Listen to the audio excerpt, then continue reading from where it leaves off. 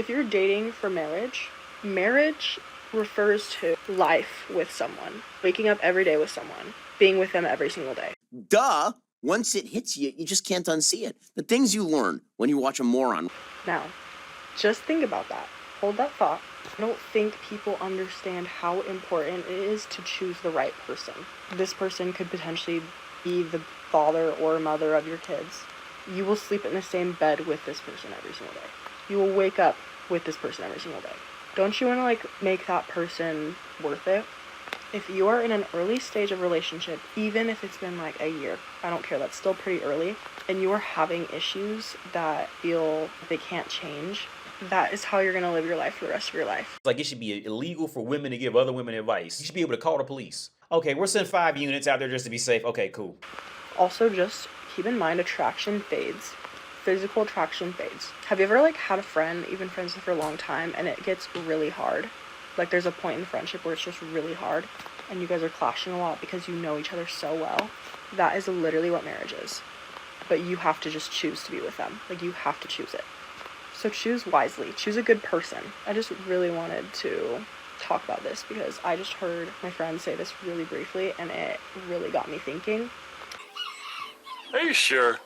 Every time I'm sad about a boy that I've ended things with, I'm like, oh my gosh, this is a blessing. Right now it hurts. It really sucks. The red flags are not that's not who I want my husband to be. Love you. Just choose your people wisely. What you mean to say is all the niggas you up with ain't shit.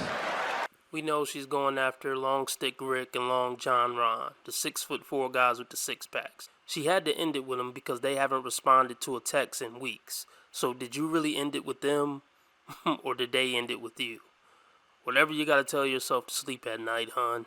Someone please tell me where all the good men are hiding. I went on a first date last night and I was just asking all of the basic questions are your parents still together? Do you have any siblings? That kind of stuff. So I asked if he had any questions for me. This man had the audacity to ask me if I had a high sex drive. That's it. I'm done. This is why I don't date men from Toronto.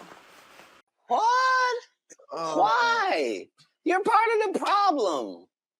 You're part of the problem. It has nothing to do with Toronto. When you go after the top 5% men, they don't have to, be coy or, be super respectful. Because if you get offended and leave, they got 10 more women on the line waiting to come through. So yeah, it's all part of the game when you're going after the same men that every other woman is going after. They have no incentive to be super respectful. And plus, they're probably busy. You look like you go after rich guys. They don't got time to beat around the bush. Once someone with dismissive avoidant attachment has deactivated inside of their romantic relationship, their thoughts are almost always the same. Here's what they are. I'm Dr. Sarah Hensley. I'm a specialized social psychologist, and I've been studying the science of attachment for nearly 20 years. I don't even know what that means. No one knows what it means, but it's provocative. No, it's not. One of my favorite things to do is really freak out my DA clients by predicting their thoughts. I say, I bet I can predict what your thoughts are. And they're like, really? And I say, yes. And I tell them, and they're like, oh my gosh, how did you do that? Okay? Ooh.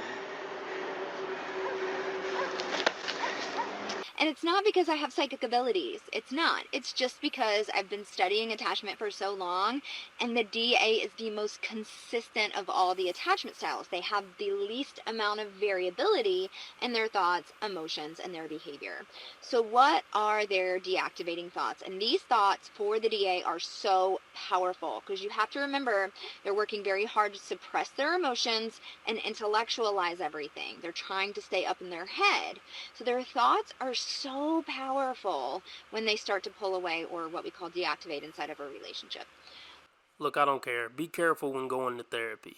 The one thing you have to keep in mind is they have incentive for you to keep coming back. Never forget that. So get in and get out when it comes to therapy, if you do need it.